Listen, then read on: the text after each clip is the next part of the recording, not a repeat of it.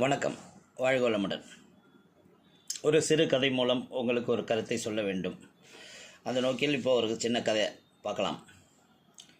ஒரு பெரிய கூட்டம், அதில் 2 பேச்சாளர்களுக்கு பேச்சு போட்டி.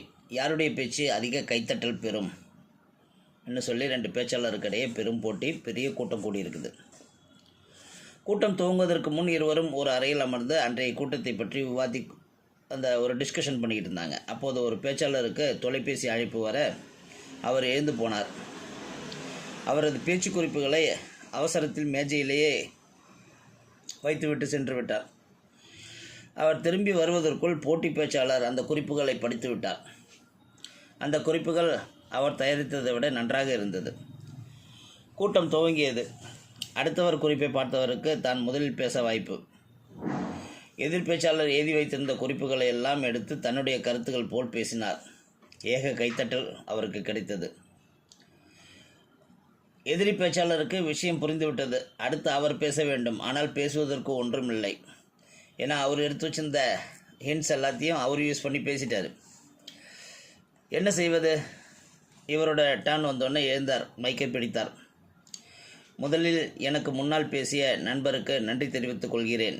எனக்கு தொண்டை கட்டு சரியாக பேச முடியாது. என்னுடைய உரைகளை நீங்களே வாசிக்க முடியுமா என்று கூட்டம் துவங்குவதற்கு முன்பு கேட்டேன். அவரும் பெருந்தன்மையாக ஒத்துக்கொண்டார். அவருக்கு என் நன்றிகள் என்று கூறி அமர்ந்தார். கைத்தட்டல் அடங்க பல மணி நேரம் ஆகியது. அப்படி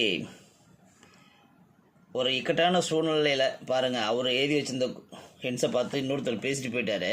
அந்த சூழ்நிலையில் கூட மனதொடிந்து இல்லை கோபத்தின் உச்சிக்கு சென்று உணர்ச்சி பூர்வமாக நடந்துக்காமல் சிந்தித்து அவருக்கு ஒரு தேங்க்ஸ் சொல்கிற மாதிரி தன்னோட உரையை அவர் படிச்சிட்டாருன்னு சொல்லி அந்த சூழ்நிலையை தனக்கு சாதகமாக மாற்றிக்கொண்டார் அந்த பேச்சாளர், 2வது பேச்சாளர். அந்த மாதிரி எந்த சூழ்நிலையும் சாதகமாக நமக்கு மாற்றிக்கொள்ளலாம். நமக்கு சாதகமாக சூழ்நிலையை மாற்றினால் வெற்றி நிச்சயம் என்கிறத பிள்ளைகளுக்கு எடுத்து சொல்லுங்கள். வாழ்க வளமுடன்.